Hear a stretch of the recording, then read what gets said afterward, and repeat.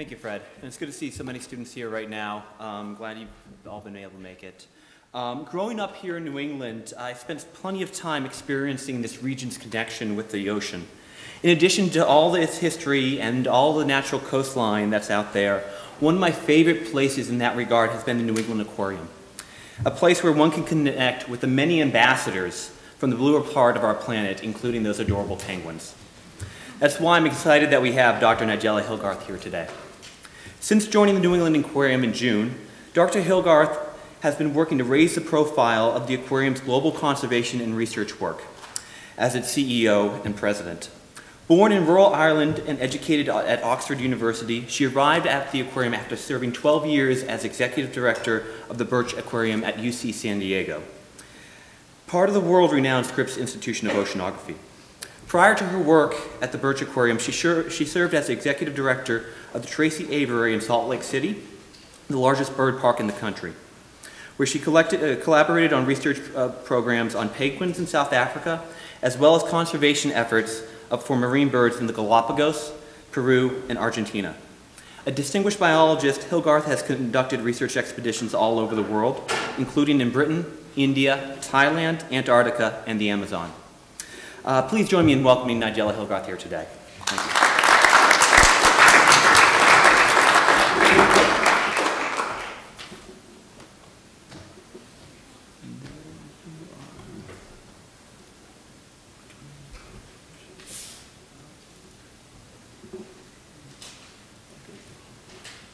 Sorry. Maybe I should. Sorry about that.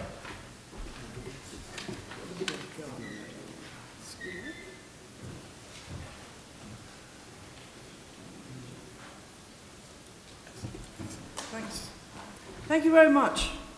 Well, it's a great honor to be invited here to speak at Bentley University and to really introduce you to some of the things that I think are going to greatly impact the future of our oceans. And then I'm very much looking forward to hearing some of the other talks this afternoon, which hopefully will provide some solutions. So I'm going to start by really examining some of the threats that we know are facing our oceans today. I'm going to start a little bit talking about climate change, warming oceans, storms, sea level rise, and how they're already impacting our oceans and how that's going to get the impact much further in the future. I'm going to talk a little bit about ocean acidification, the consequence of having much larger amounts of CO2 in the ocean. And then I'm going to talk about overfishing, pollution, particularly marine debris, plastics, noise in the ocean, which is an increasing form of pollution, and also dead zones, habitat destruction, mining, coastal development, and something that's often left out of the debate, but I believe to be very important, and that's the introduction of invasive species, species that don't belong in the habitat in which they have successfully colonized, causing a lot of destruction. Climate change. Well, I have to show this slide because this shows the average warming that happened last year, which again was the largest, most hottest year on record. And the only part of the globe that was colder than average was, of course, where I just moved to. But joking apart, one of the consequences of global warming is that the oceans are heating up at an alarming rate, which when you think about it is a rather sad but extraordinary achievement that we have managed to warm up such an enormous body of water that actually covers over 70% of the planet's surface. So this just gives you a slight indication of sea level rise in Boston Harbor since about 1920, and you can see it's noticeable. And that when you get storms such as Sandy, the consequences of even small levels, amounts of sea level rise is really critical. This is data showing models that from the latest IPCC report, where scientists are really trying to predict not only where climate change is, but where it's about to go. And you can see that although these models vary from fairly modest projections of sea level rise to slightly higher levels, they're still fairly modest, but showing really several feet rise by the end of the century. And a lot of scientists are inclined to think that we still don't really understand the consequences of ice melting. Not so much ice melting in the Arctic, where the poor polar bear is in such trouble, but ice melting on land in Greenland and Antarctica, and the rate in which that water from that ice is entering the ocean and increasing sea level rise. And it's something that worries a great many climate scientists, because if we have a catastrophic event and we have a large part of the ice, one of the ice shelves of Antarctica going into the ocean, we can see much more rapid sea level rise than we are predicting today. And of course, I mentioned Sandy. Storm surges really can make an enormous difference with just a small amount of sea level rise. You can see the mean sea level rise combined with a really large king tide and a storm can cause very serious devastation. And this is actually the causeway on Tarawa Island, which is part of the Republic of Kiribati, which is right in the middle of the Pacific Ocean. And this is what Cyclone Pam did to this area a few weeks ago. It actually knocked out the causeway and cut off half the population of that island. And these islands are sinking, and the inhabitants are having to think ahead for about 20 years' time, when they believe that even a few more inches of sea level rise will cause serious saline contamination of their water supplies, and they will have to begin to leave their home. Ocean acidification is another really serious consequence of greenhouse gases, of CO2 rather, that released into the atmosphere, because like a lot of the heat trapped in our atmosphere, the ocean has absorbed a lot of CO2. And it's just as well, because we would have a far hotter planet if the ocean was not absorbing so much CO2 or so much heat. But the CO2 has a problem for the ocean because it's causing increased acidification of the oceans. And in fact, since the Industrial Revolution began, the oceans have become about 30% more acidic. And so what this means is that a lot of the animals that are used to living with a certain level, chemical level in the ocean, are struggling because, for example, a lot of organisms in the ocean actually sequester calcium carbonate from the ocean. Coral reefs, for example, use a lot of calcium carbonate in their structure. So do a lot of plankton, so do a lot of fish, a lot of shellfish. In fact, a lot of life in the ocean is dependent on things that are changing because of ocean acidification. This is a beautiful coral head, actually also in Kiribati, in another of their archipelagos, the Phoenix Islands. They have recently, because of warming oceans, been a series of bleaching events in that area where the zooanthellae, the animals that live in symbiosis with the coral, are expelled from the coral when it gets too hot. And those are the organisms that make the sugars for the coral. So when they disappear, the corals are in trouble and they bleach. They begin to look like this. This is a dying coral. You can still see the rather beautiful purple around the edge of the coral, but without the zooanthellae it will starve and die. But with ocean acidification, the other complication is actually making that carbon, that underlying structure from the calcium is becoming more and more difficult, and if you're not careful, you're going to get eventually a coral reef that is completely destroyed through a combination of ocean acidification and warming in some areas. But there is some good news about coral reefs that I will talk about a little bit later. So we talk an awful lot about climate change and about ocean acidification, and those clearly are two things that are happening to our planet. And even if we manage to slow down emissions of greenhouse gases, we're still going to see increased heating of our oceans and increased ocean acidification. And I'm hopeful that we can actually begin to adapt to those problems. Providing that we pay attention to several other things that are happening to the ocean, we can perhaps mitigate some of the effects of climate change and ocean acidification. Overfishing is a huge problem in the oceans today. Over 90% of large fish species in the ocean, the fish stocks are severely depleted or disappearing. And I think in the next slide really says it all, and this large fish is saying, just what about part of finite don't you understand? And this shows a large number of tuna recently killed, packed up and ready to be shipped for sushi and other things. And I was in Taiwan about 18 months ago and went to the second biggest fish market in the country and saw sites very, very similar to this. Completely unsustainable fishing practices. Pollution in our oceans. There are many forms of pollution. I think one of the ones that we know most about and is getting the most traction is plastic in the ocean. It is not true that you can see islands of plastic from space, but certainly there are areas in the oceans where plastic concentrates, and it breaks down into really, really small particles that's getting into the food chain. It also attracts a lot of chemicals that are hydrophobic and will stick to the plastic. I visited the northern Nine Islands, also in the very isolated part of the Pacific a few years ago. This is a very beautiful place called Kingman Reef.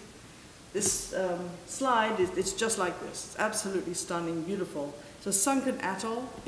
There are two very small strips of land, of broken coral, accessible at low tide, in this extremely isolated place. And as you can see, they're right in the lagoon on the inner side of the coral. There are beautiful clams. There are tons of reef sharks, harmless sharks, at least. They didn't eat me. And on top, when we landed, there was plastic everywhere. And this is right in the middle of the Pacific Ocean. There were 6 of us. It took 3 hours for us to clean up all the plastic in 13 really large plastic bags, big industrial size ones. So I asked one of my colleagues, I said, well, you obviously haven't been here for a long time. When did you last come and clean up? He said, oh, about a month ago. So that really indicates that what is floating around in the middle of the Pacific, not just in these gyres that you hear about.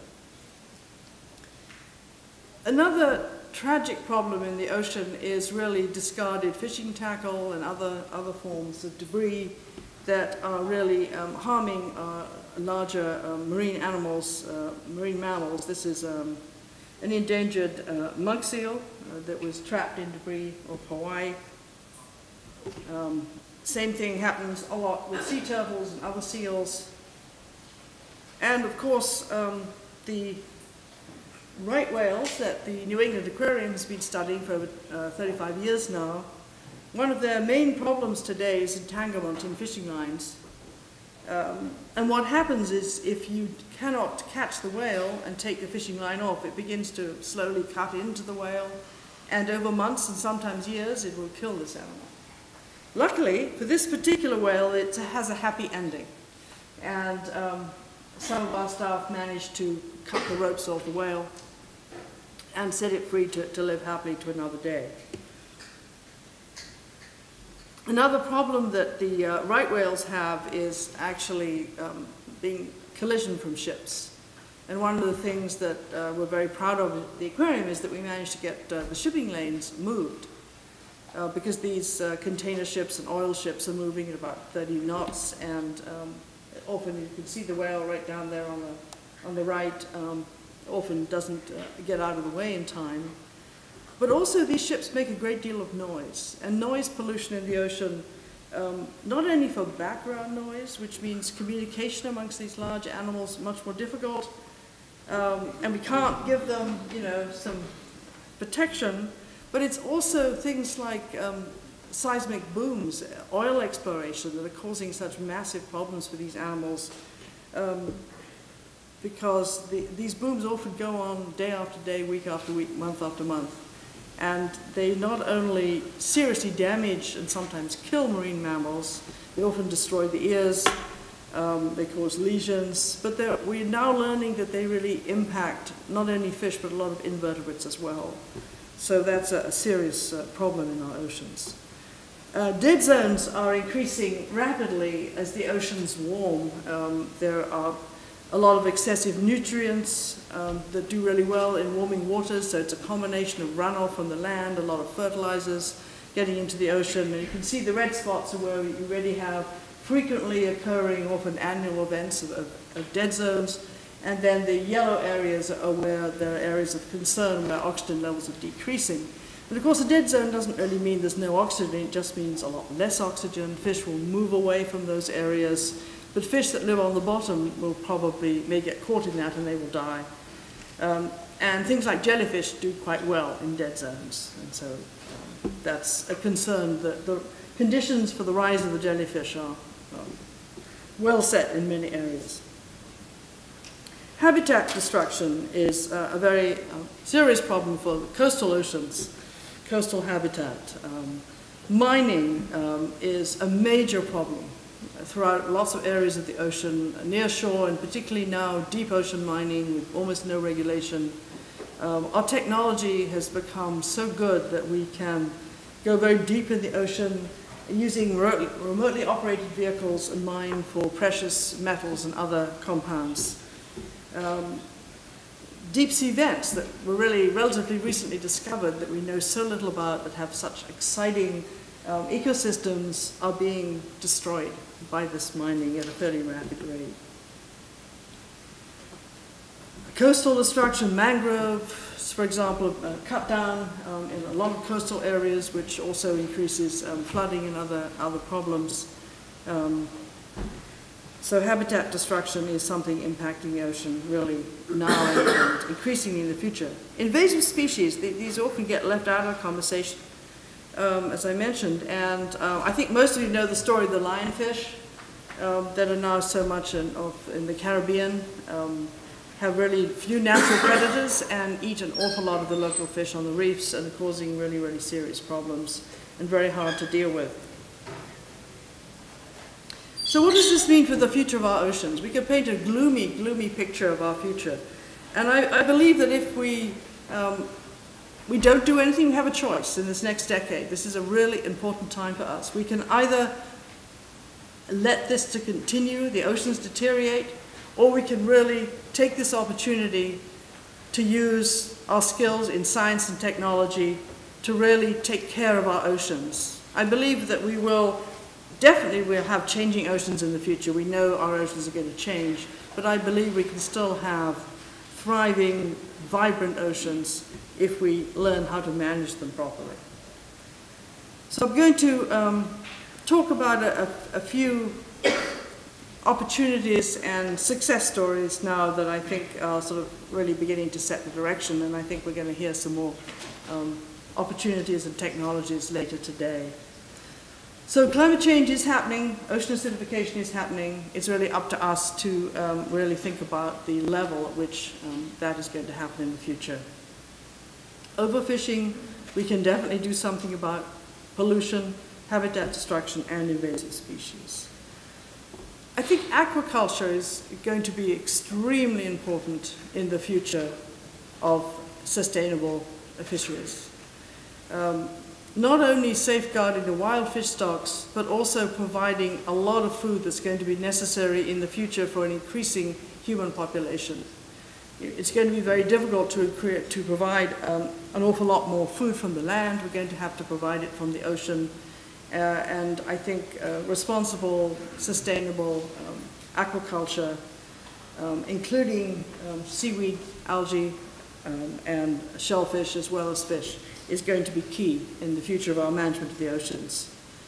Also, marine protected areas. This is a wonderful photograph taken by a friend of mine in Cabo Pulmo, which is a very exciting community-based marine protected area off the coast of Baja California in Mexico. And this is an area where local fishermen got together and they decided that they were going to protect their own fisheries as fish populations began to crash. And 25 years later, the fish have come back. This is a big school of jacks. You can swim with them right offshore. They have a few of the rare coral reefs that you find in Mexico, vibrant coral reefs. I was scared by this big grouper that I saw when I was down there last year. Wonderful to see these large fish back, and it's become a very powerful place for good ecotourism, and the fishing families that started this reserve make a good living by protecting this area. Much larger marine protected areas like the protected area of the Phoenix Islands that I mentioned earlier, the Phoenix Islands protected area, it's an area the size of California. It's really well protected now that fishing is monitored by, or the lack of fishing is monitored by satellite from this past January. The area around it, the people from Kiribati sell licenses to fish tuna, but this area is very seriously protected, and hopefully they'll provide a future for these people who are going to lose their islands, or most of their islands, but hopefully will have a sustainable living for the future by protecting large parts of their fisheries. Another thing that's happening in some overfished and just really depleted reefs is really careful management of the areas. This is off the coast of Bermuda, where fishing for parrotfish has been banned, and the reefs are coming back to life. And I think this is very exciting that with some careful management and cooperation, some of the reefs that we've lost in the Caribbean may be able to come back at least as partly as they were before, despite climate change. Restoration of habitat, replanting of mangroves is something that's happening in many parts of the world, partly to prevent the danger from storm surges, but also as a particularly very important habitat for young fish and other marine life. One solution to invasive species is eat them. And apparently, I've never eaten lionfish, but I gather it's quite good. And sadly, it's not going to solve the problem of invasive species. I think the real answer is that we need to try and prevent invasive species as much as possible, which is very difficult, but try and deal with the problem as soon as it occurs, rather than leave it for a long time as we did with the lionfish. Plastic in the ocean, I think one of the most important things is we have to prevent plastic and other debris reaching the ocean. We produce over 50% of the world's plastic here in the United States, and we're pretty good. We only actually put 20% of the world's plastic in the ocean. So we're doing better than a lot of places, but we can still improve greatly. And so that we don't have the problem of the vast amounts of plastic that's floating in the ocean. It's very hard to clean up what's in the ocean, so I think we really have to stop putting it in there in the first place. When it comes to marine debris, it's a very exciting project we've been doing at the New England Aquarium with the right whales. We've been investigating their vision, and Scott Krause and other scientists at the aquarium have discovered that, not surprisingly, these right whales that eat krill, which of course are pink and orange, can see red and orange ropes pretty well in the ocean. And they will avoid them. They see them much quicker, and they avoid them much more than they do other colored rope, for long lines, for example. And so we are very hopeful that these animals in the future will have a thriving existence and not have so much entanglement. So I think with that, I will leave you with some ideas. Again, I emphasize that if we don't do anything, we're going to have a fairly bleak future for our oceans, but we have an opportunity in the next decade to really have an exciting, vibrant ocean going forward. Thank you very much.